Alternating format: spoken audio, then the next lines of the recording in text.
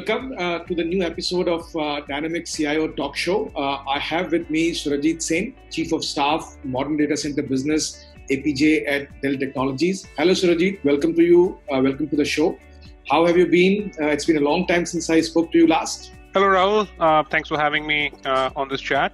I've been well, as well as one can be, during these challenging times. I think we're all learning a new way of working, and I guess this is the new normal for everyone.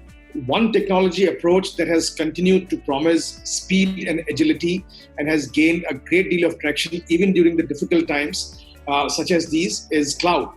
So, my first question to you is that the number of organizations across all sizes and sectors leveraging cloud infrastructure and cloud services have gone up exponentially. What key reasons do you attribute to this exponential growth? Well, Rahul, I think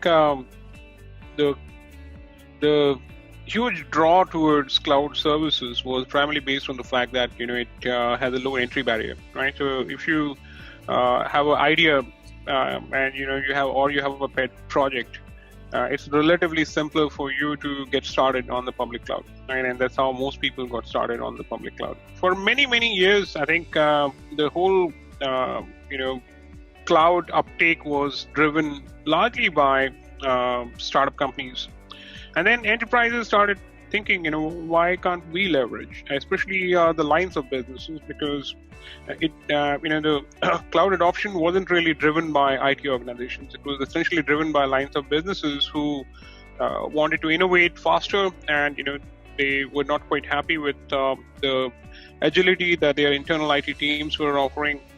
So they started experimenting with public cloud. Brings us to the present day, where most organizations have sort of mixed feelings about cloud. So on one hand, they love all the benefits that the cloud ecosystems deliver: flexibility, elasticity, consumption-based billing, which aligns to the business demand. Right? These are really, very attractive to all lines of businesses.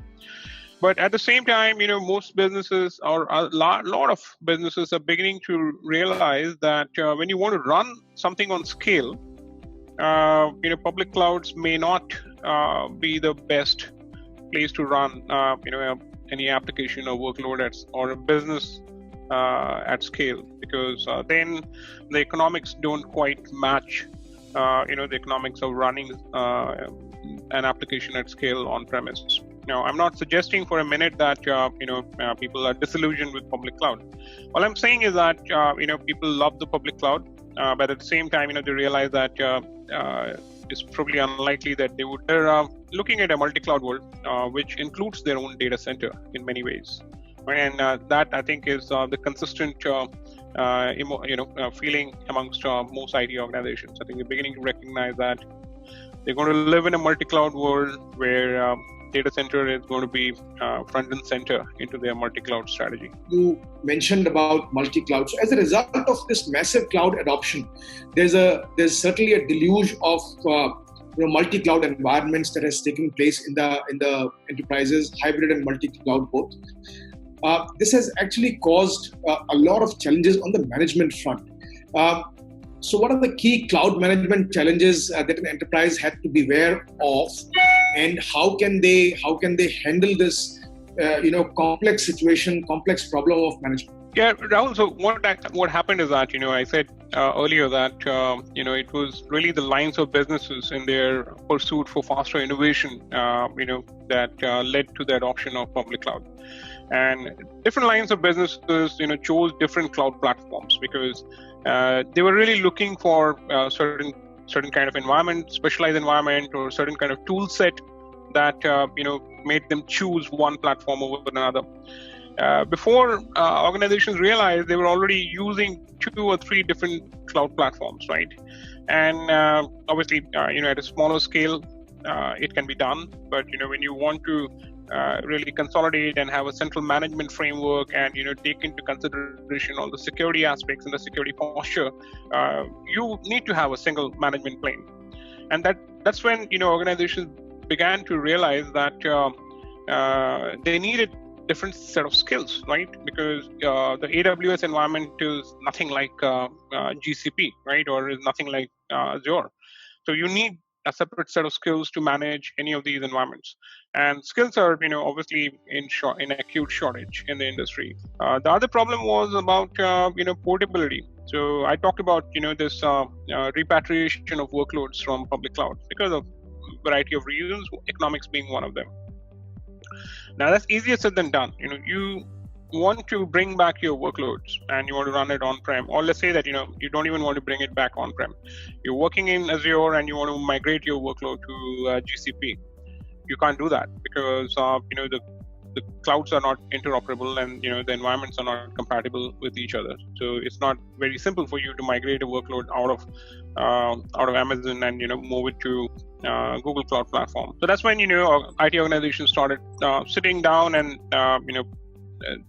they found the need to build a cloud strategy.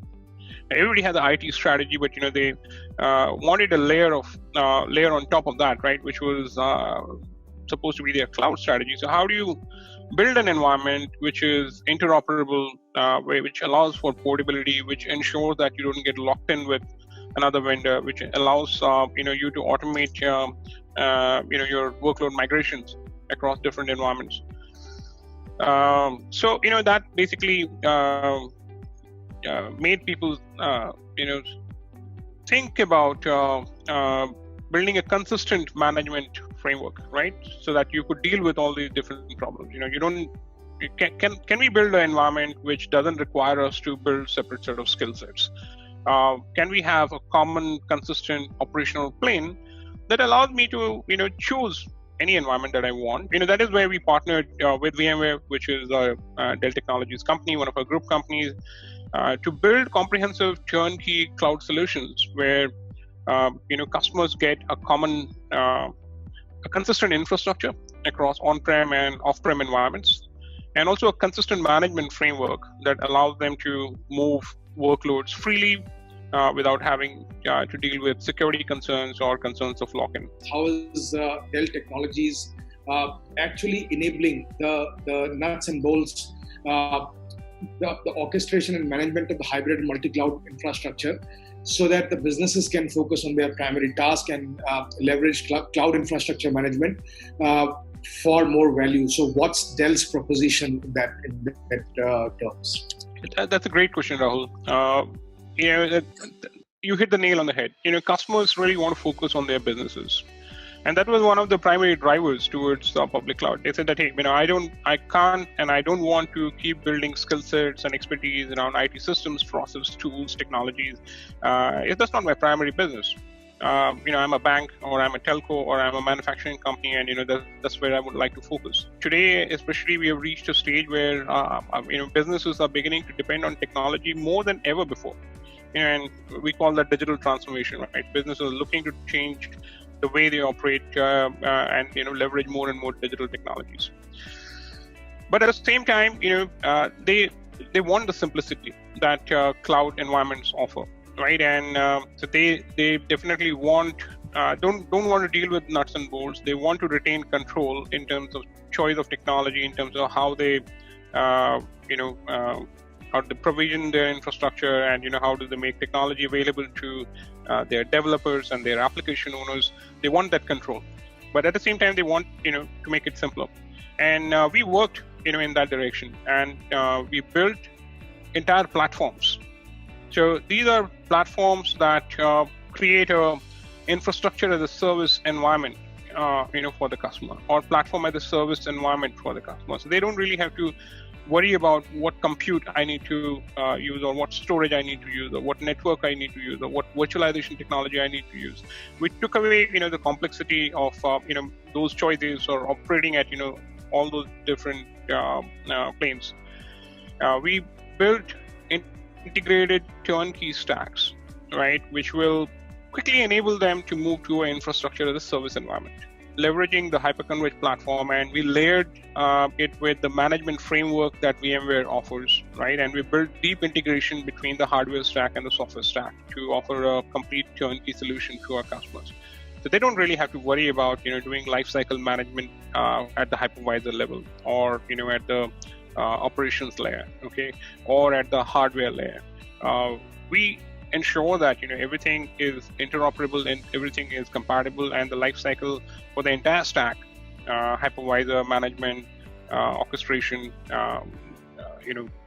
and the entire compute network storage stack is seamless, right? So we invest in hundreds and thousands of man hours of testing to ensure that every piece of software and every component in the whole stack is interoperable. So that's how we have built these platforms. So we've worked with VMware, combining the benefits of VCF on top of VxRail, which is again a jointly engineered platform designed by Dell Technologies along with VMware. And that is the stack that we use to deliver infrastructure as a service, or platform as a service, or container as a service for our customers. So they don't have to worry about the underlying complexity or the underlying components. Everything gets delivered to them as a turnkey integrated environment. You still have some tailored, customized solutions for different industry sectors. Yeah. So Rahul, I mean, every customer needs are different, and in that sense, we continue to deliver tailored experience to our customers. So let's say that when we design a solution or an architecture for a manufacturing customers, we take into consideration the specific nuances that their environment have, and then we engineer and we build the solution specific to their environment. So it is very unlike another solution that a customer in a different industry, or even a different customer in the same industry would use. It's a tailored solution designed specifically for a customer, but it offers a turnkey experience for them, right? So they don't have to worry about integrating or lifecycle managing the entire stack. And we continue to do that, and obviously 10 years of experience has made us given us a lot of experience in that.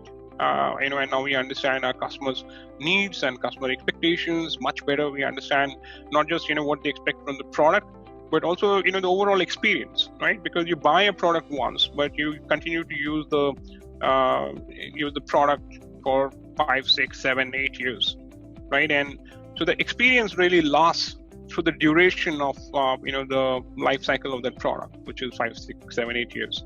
So how do we ensure that our customers continue to get a great experience, and a consistent experience through the entire life cycle of the product, right? And those are the areas that we have worked on, over the last 10 years.